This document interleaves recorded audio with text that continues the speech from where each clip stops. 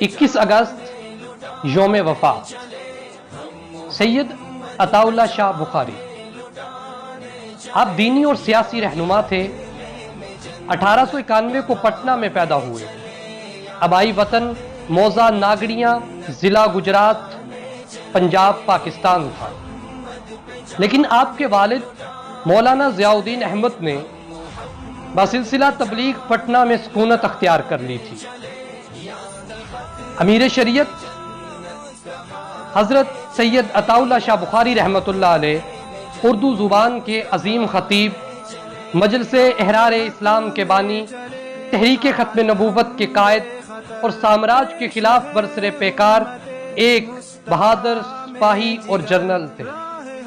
آپ جب تلاوت قرآن پاک کرتے تو ایک سما بن جاتا، ہر کوئی سرشار ہو جاتا۔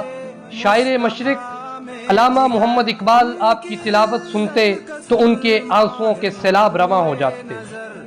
آپ کی نس نس میں عشق رسول صلی اللہ علیہ وسلم اور انگ انگ میں سامراج کی نفرت بڑھی ہوئی تھی۔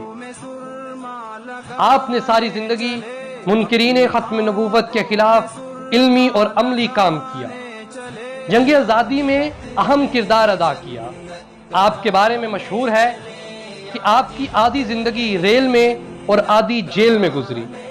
آپ نے 18 سال تحریک ختم نبوت کے لیے قید و بند کی صحبتیں برداشت کی۔